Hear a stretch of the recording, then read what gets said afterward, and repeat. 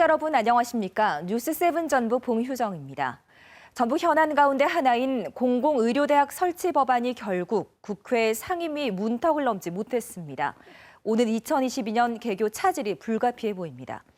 국회 보건복지위원회에서 어제에 이어서 이틀째 논의가 됐지만 일부 의원들의 반대가 여전해 처리가 유보된 겁니다.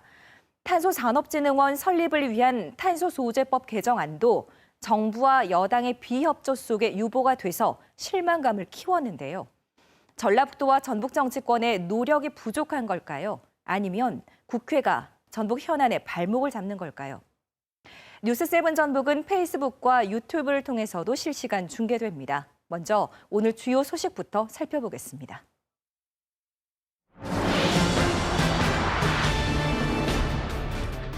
정부가 대입제도의 공정성을 높이기 위해서 정시 선발 인원을 늘리기로 했습니다. 당장 오는 2022년부터 서울 소재 16개 대학이 정시 비율을 40%로 확대하기로 했는데 전북 교육계에도 파장이 예상됩니다. 심층 K에서는 프로축구 전북 현대의 경기가 열리는 전주 월드컵 경기장의 매점 운영 실태를 들여다봅니다. 한 업체가 10년 넘게 매점 운영권을 사실상 독점하고 있어서 특혜 의혹이 일고 있습니다.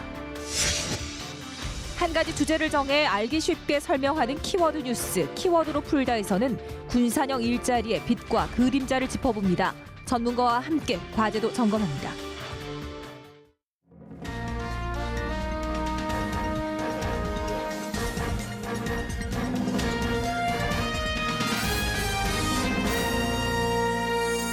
뉴스 브리핑입니다. 정부가 대입제도 공정성 강화 방안을 발표했습니다. 서울 주요 16개 대학의 정시 비중을 40%로 확대하기로 했습니다. 불공정 논란이 컸던 학생부 종합전형, 이른바 학종은 대폭 축소되고 비교과 영역은 폐지 절차를 밟습니다. 김용준 기자가 보도합니다. 서울 주요 대학의 정시 비중이 대폭 확대됩니다. 수능 비중이 가장 낮은 고려대를 비롯해 건국대와 경희대, 광운대, 동국대, 서울대, 한국외대 등 16개 대학이 대상입니다. 교육부는 학생부 종합 전형과 논술 위주 전형 쏠림이 심한 이 16개 대학에 2023학년도까지 정시 모집 비율을 40% 이상 확대할 것을 요청했습니다.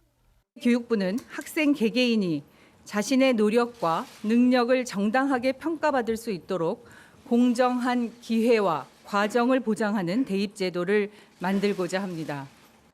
한편 이화여대와 포항공대 등은 정시 확대 대상에서 빠졌습니다. 학종으로 불리는 학생부 종합 전형과 자기소개서는 대폭 축소 또는 폐지 수순을 밟게 됩니다.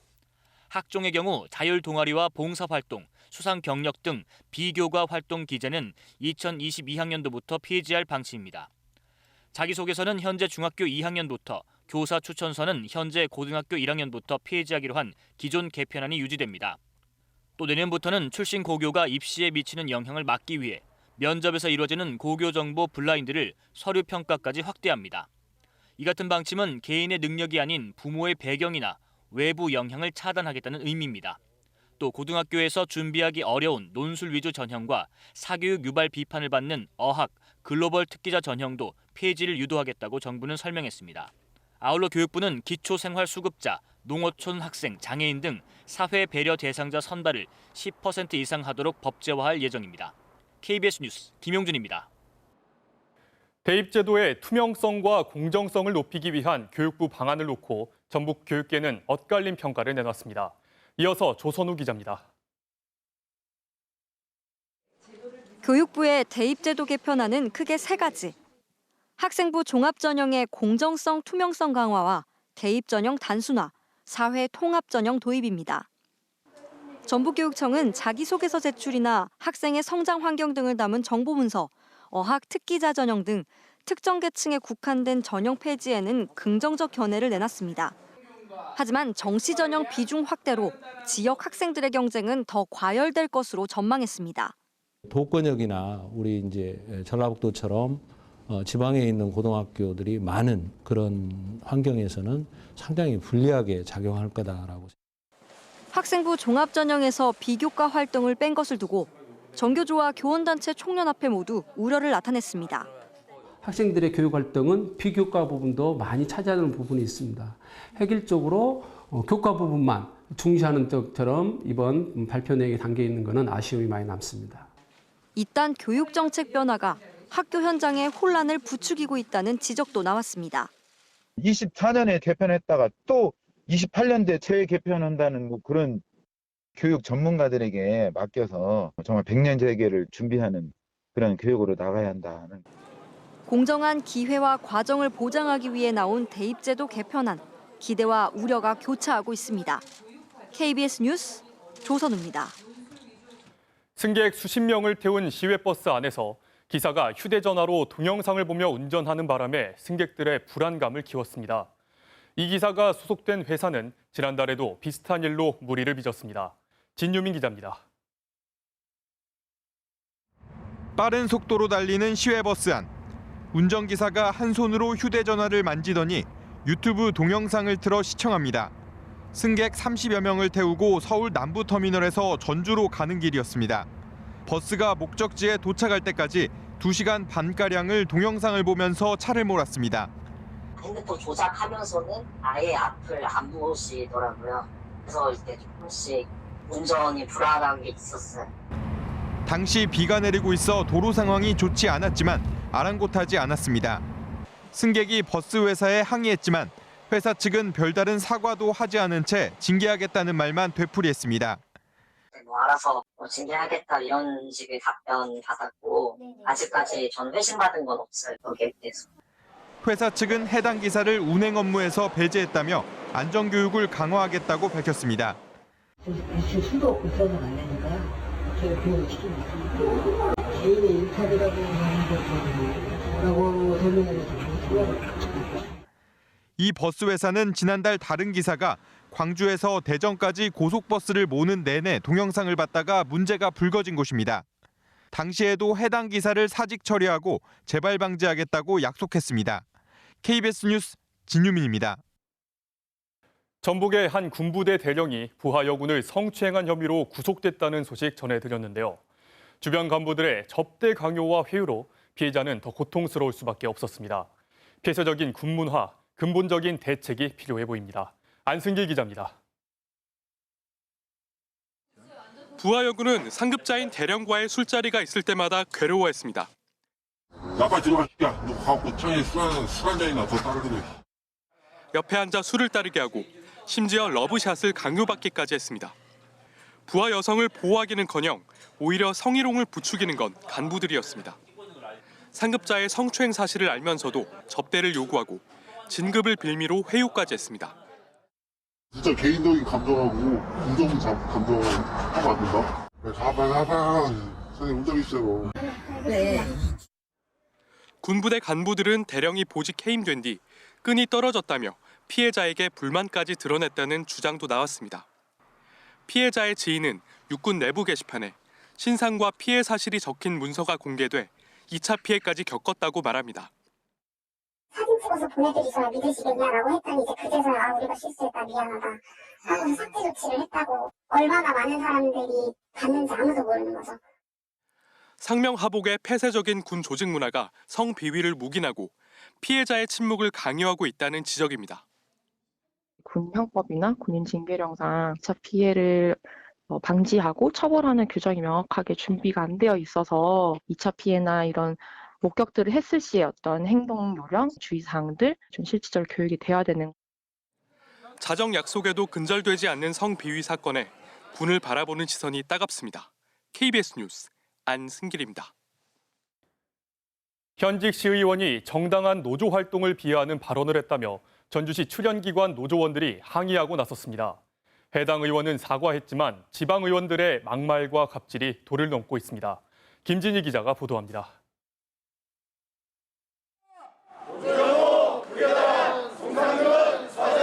민주노총 조합원들이 송상준 전주시 의원을 규탄하는 구호를 외치고 있습니다.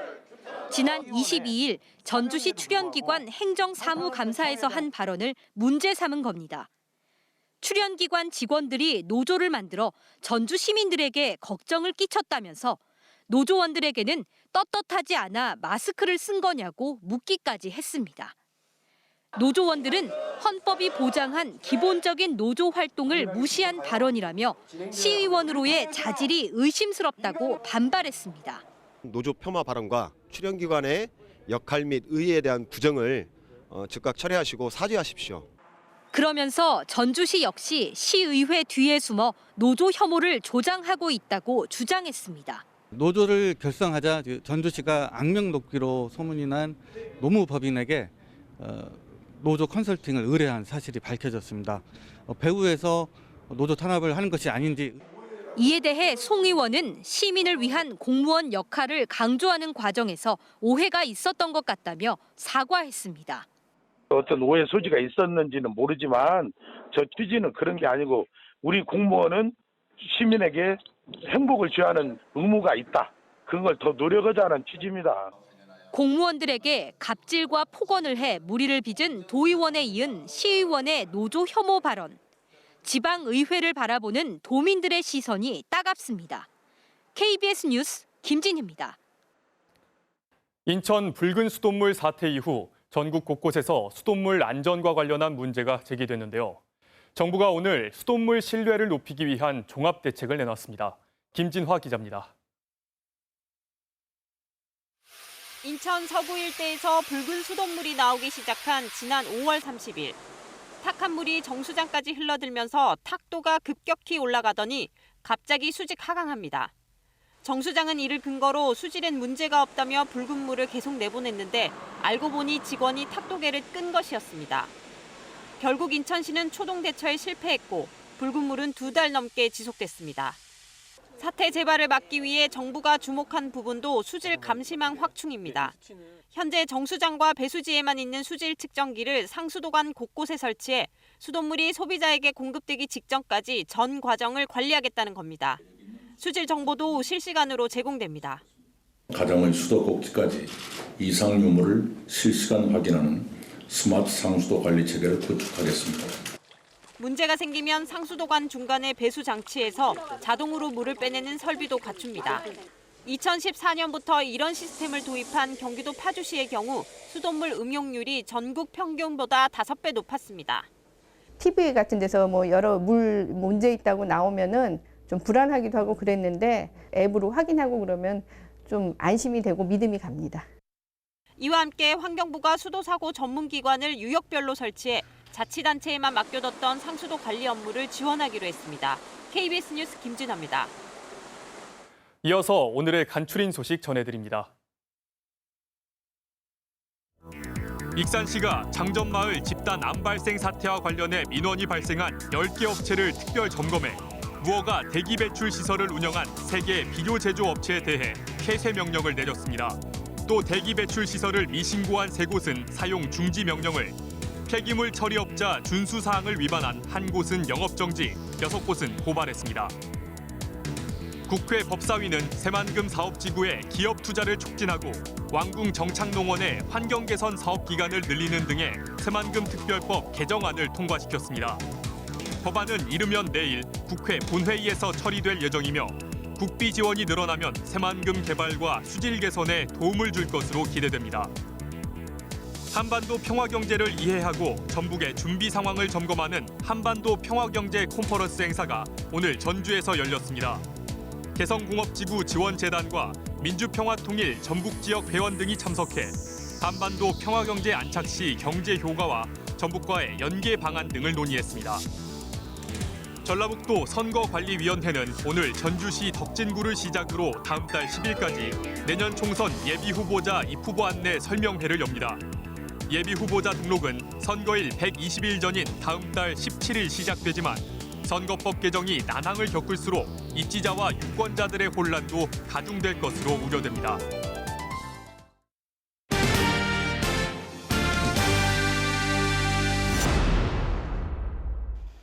프로축구 전북 현대는 지난 2006년부터 K리그와 아시아 챔피언스 리그 등 여러 경기와 대회에서 우승컵을 들어 올렸습니다.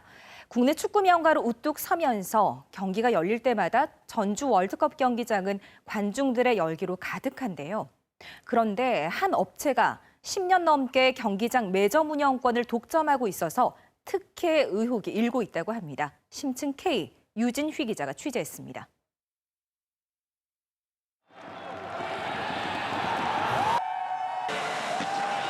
여섯 번의 K리그 우승, 2번의 아시아 재패. 전북 현대모터스가 지난 10여 년 동안 일궈낸 기록들입니다. 국내외 대표 골잡이로 우뚝 선 이동국과 김신욱, 이재성까지 걸출한 선수들을 배출했고 축구 명가로 자리 잡았습니다.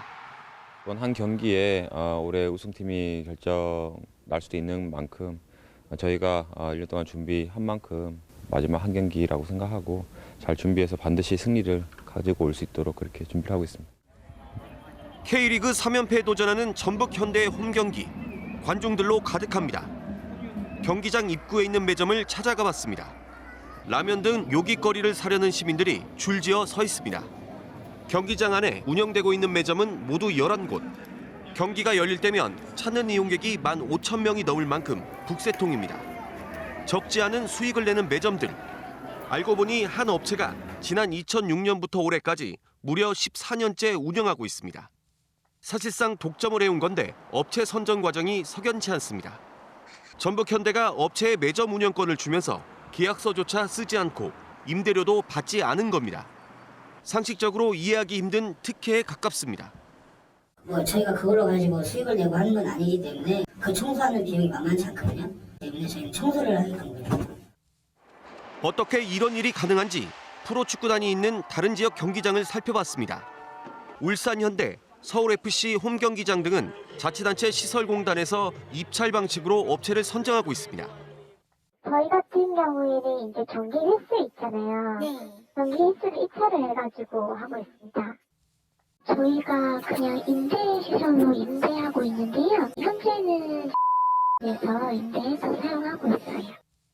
경기장을 똑같이 운영하고 관리를 하면서 매점 허가 전권을 구단에 넘긴 전주시와는 전혀 다른 구조입니다.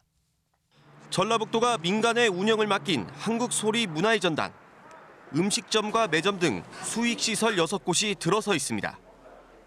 지난달 문을 연 전라북도 어린이 창의체험관에도 카페가 새로 생겼는데 모두 입찰을 통해 선정된 업체가 운영을 맡고 있습니다.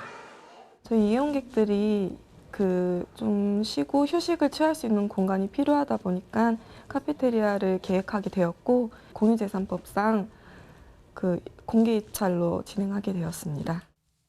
공유재산 물품관리법상 전주시로부터 시설 운영을 위탁받은 전주시설공단이 업체를 선정해야 하지만 이런 과정을 무시하고 전북현대의 업체 선정 권한을 준 겁니다. 그 결과 특정 업체에 매점 사업권을 몰아주는 특혜 시비를 낳았습니다. 공개 경쟁 입장을 통해서 사용수익 허가자를 해야 되는 자산이라고요. 매점 같은 사용수익 허가를 받는 거에 대해서는 사용료를 내야 되거든요. 매점을 독점해온 업체가 유력 정치인의 형제가 운영하고 있어 시설공단과 전북현대가 편의를 봐준 게 아니냐는 의혹도 낳고 있습니다. 이에 업체 측은 전북현대가 매점 사업을 제안해와 참여한 것일 뿐 법적 문제는 물론 특혜나 이권 개입은 없다고 일축했습니다. 저희 가족들이 어디 한 군데도 정말 이권 개입하거나 그렇게 해서 직장을 가거나 그런 사람이 한 명도 없어요.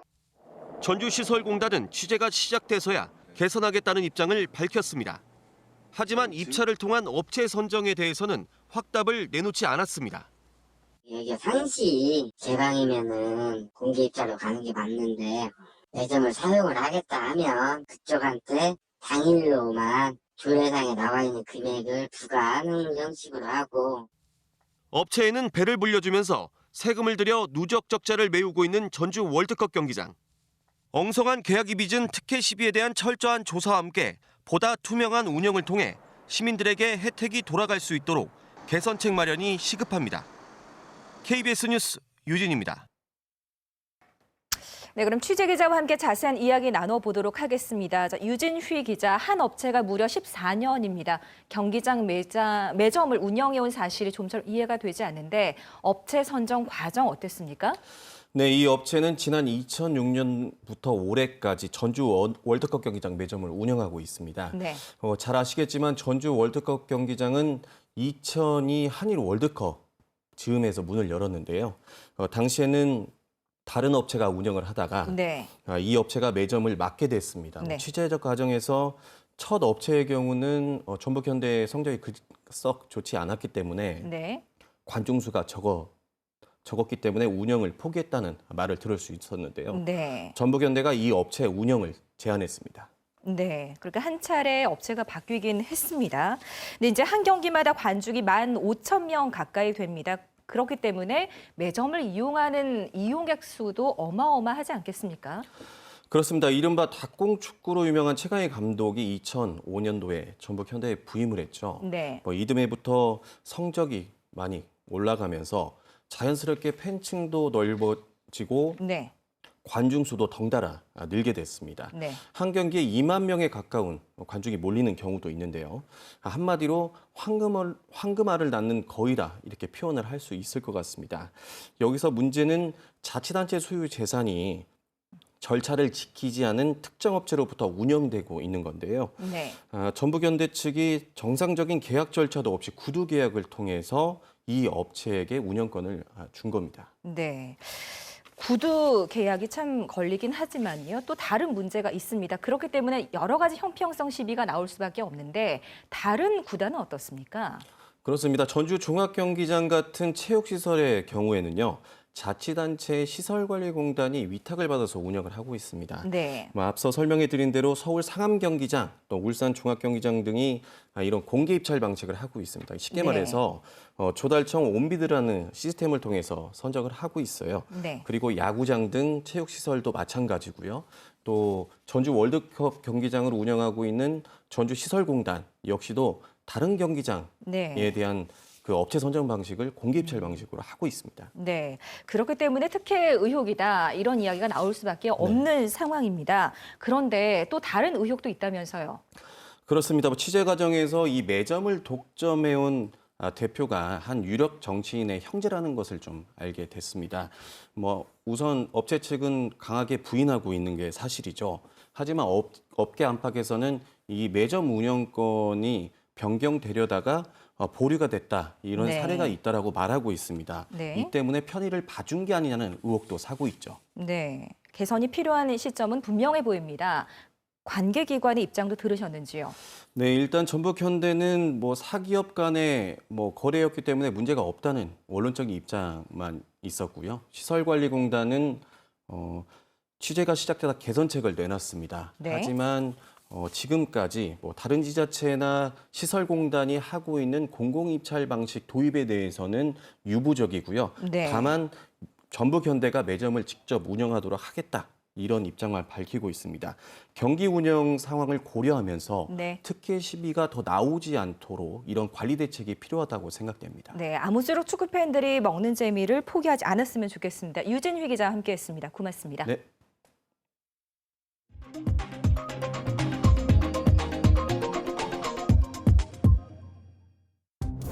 키워드로 풀다. 오늘의 키워드는 분산형 일자리입니다.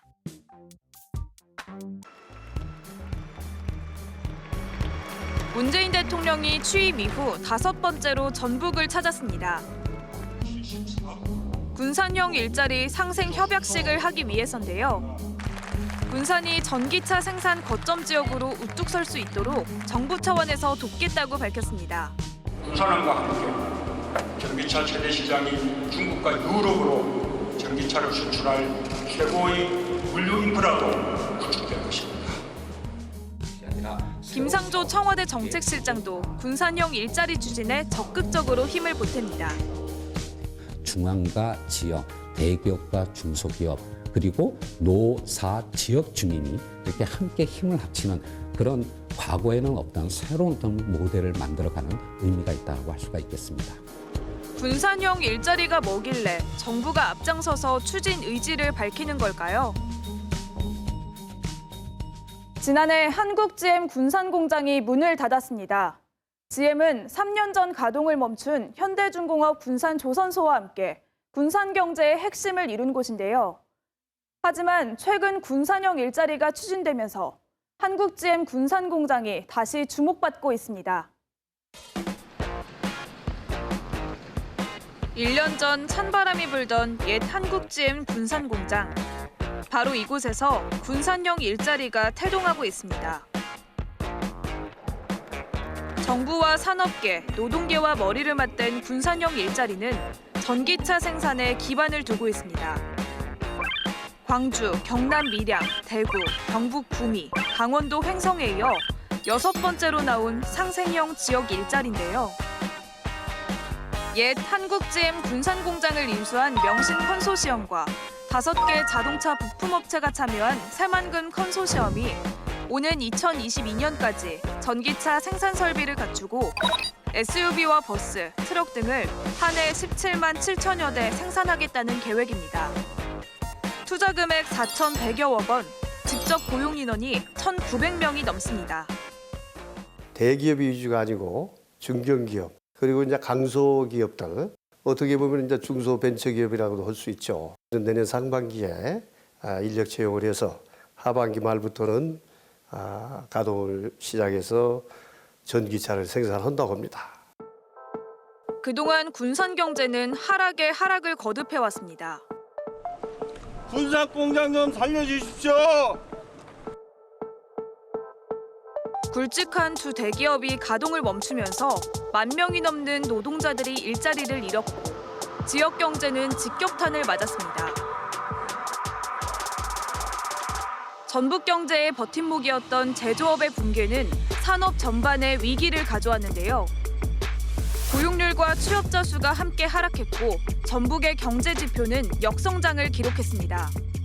이번 자동차 산업으로 생기는 게 1,900개예요. 그러니까 인제 반절, 경제가 인제 반절 좋아졌다 이렇게 보시면 정확할 것 같아요. 이런 상황에서 군산형 일자리 추진은 군산은 물론 전북 경제에 큰 희망을 안겨줬는데요. 많은 사람들이 환영하는 분위기지만 문제점도 있습니다.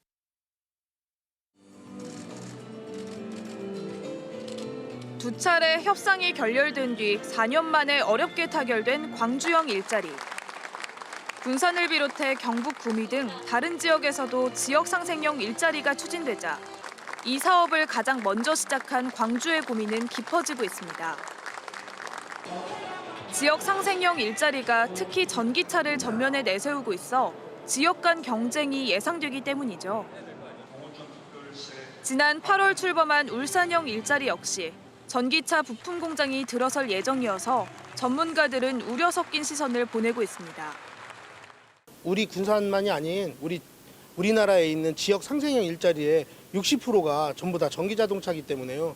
이런 식의 산업을 가글고 가면은 서로 깎아먹는 서로 경쟁 상대가 우리가 서로 발목을 잡는 꼴밖에 안 되고요. 또 하나의 문제는 정부가 일자리를 지원할 근거가 될 국가균형발전특별법 개정안이 국회에 계류돼 있다는 점입니다. 송갑석 의원들이 발의한 개정안에는 상생형 지역 일자리를 지원할 수 있는 근거 조항 등이 담겨 있는데요. 법안이 통과될 수 있도록 모든 역량이 집중되어야 합니다.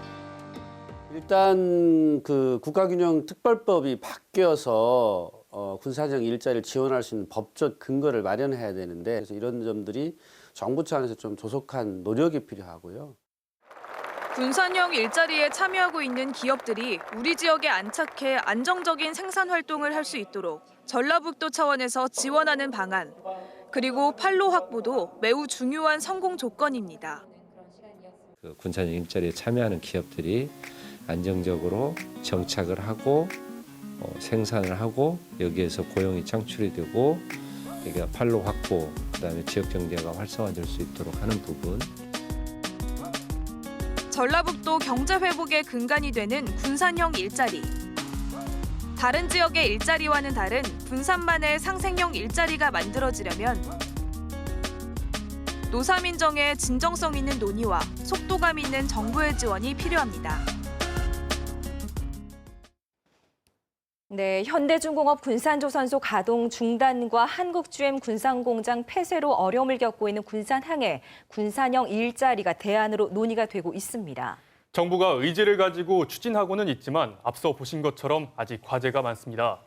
분명한 점은 사측과 노동자는 물론 지역사회와 정부가 한뜻으로 추진해야 지역 상생형 일자리의 취지를 살릴 수 있다는 건데요. 네, 앵커 대담 순서에서 마저 이야기 나눠보겠습니다. 이 자리에는 군산형 일자리 컨설팅 사업단장인 군산대 통계컴퓨터과학과 김현철 교수님 오셨습니다.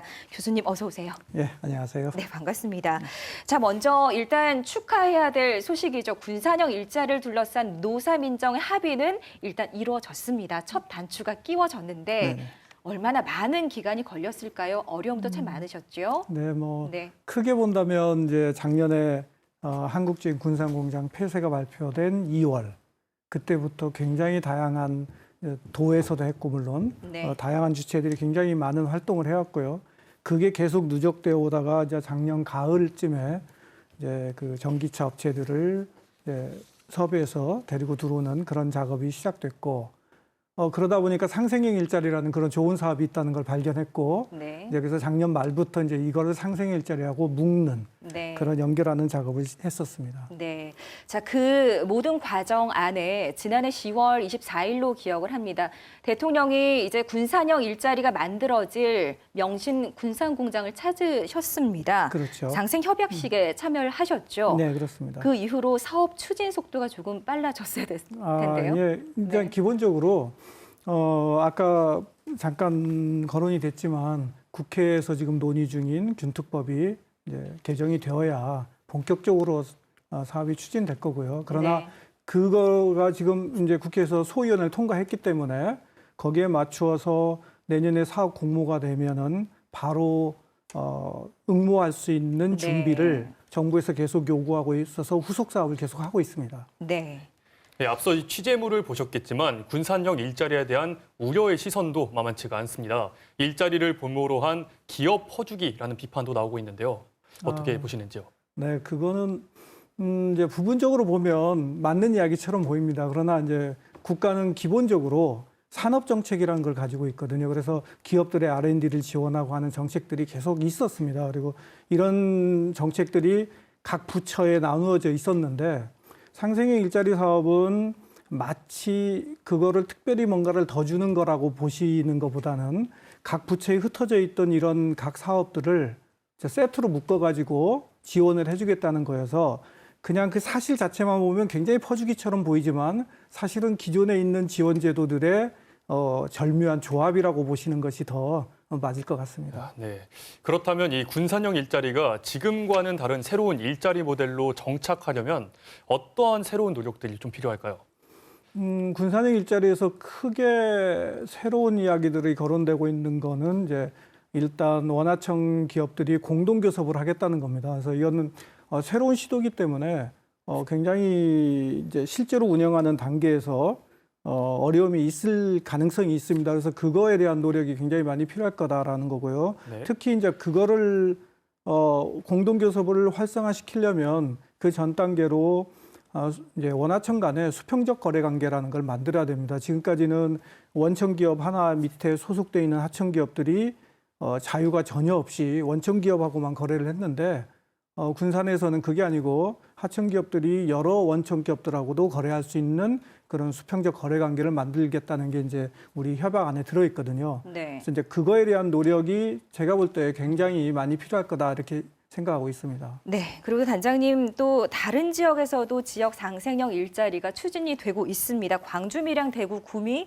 횡성 이렇게 5개 지역인데 차가 군산만 있으면 참 좋을 텐데요. 전기차 산업으로 조금 겹치지 않을까 합니다. 차별화 전략 필요해 보이는데요. 많은 분들이 그걸 염려하고 계시고 네. 실제로 그런 상황이 있지만 제가 볼 때는 이제 크게 큰 차별점 또는 뭐 차이점을 만들어갈 수 있는 게 결국은 저는 비전에서 시작된다고 봅니다. 그래서 비전이요? 예, 네. 그렇죠. 그러니까 여기를 군산을 전기차 클러스터로 만들어내겠다는 그 비전이 매우 중요하다. 그런 비전을 다른 지역이 가지고 있지 않다라는 게 첫 번째 차이점이고요. 네. 거기에 맞춰서 아까 말씀드린 것처럼 수평적 계열화라고 하는 시스템을 갖추게 되면 네. 많은 기업들이 여기에서 쉽게 정착해서 새로운 사업체를 일구어낼 수 있는 그런 구조가 만들어집니다. 그래서 이게 군산이 다른 지역과 확실하게 다른 점이라고 말씀드릴 수 있습니다. 네. 그리고 먼저 이 상생형 일자리를 시작한 광주가요. 시작이 좀 좋지가 않았습니다. 광주 사례를 봤을 때 군산이 염두에 둘 만한 점이 있다면 몇 가지가 있을까요?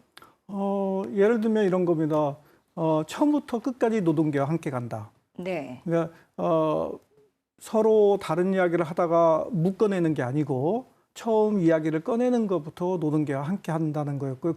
그 원칙을 우리는 철저히 지켜왔고 앞으로도 계속 지킬 겁니다. 네. 그게 이제 중요한 점이고 두 번째는 중소기업을 중심으로 해서 상생이 꼭 필요하다라는 걸 느낄 수 있는 그 사업체들 또는 네. 담당 노사 모두 그런 분들이 모여가지고 모델을 만들어 간다는 점에서 차이를 둘 수 있습니다. 네. 자, 이 전북 안에서도 익산 등 지역 상생형 일자리를 참 많이 추구를 하고 있습니다.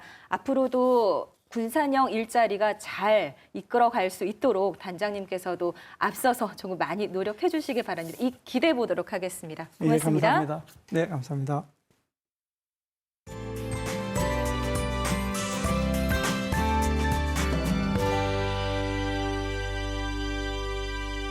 어느덧 11월도 이젠 이틀밖에 남지 않았습니다. 내일도 오늘과 비슷한 추위가 찾아오겠는데요. 내일 전주의 아침 최저기온은 0도, 낮 최고기온은 10도로 오늘과 비슷하겠습니다. 당분간은 큰 기온 변화 없이 평년 수준의 추위가 이어질 것으로 보입니다. 오늘 밤부터 내일 아침 사이에는 짙은 안개를 주의하셔야겠습니다. 가시거리가 1km 아래로 짧아질 것으로 보여서 출근길 교통안전에 유의해 주셔야겠습니다.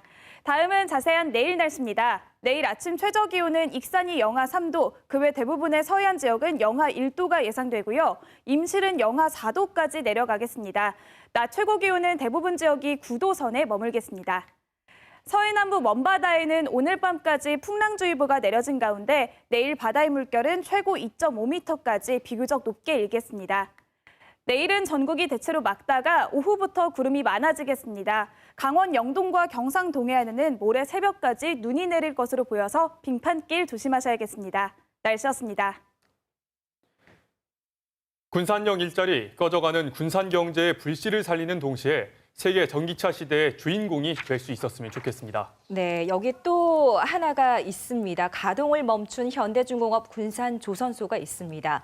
정부에서 그리고 현대중공업에서 올해 재가동이 될지도 모른다 이런 희망적인 전망을 내놨는데 올해가 이제 한 달 남았습니다.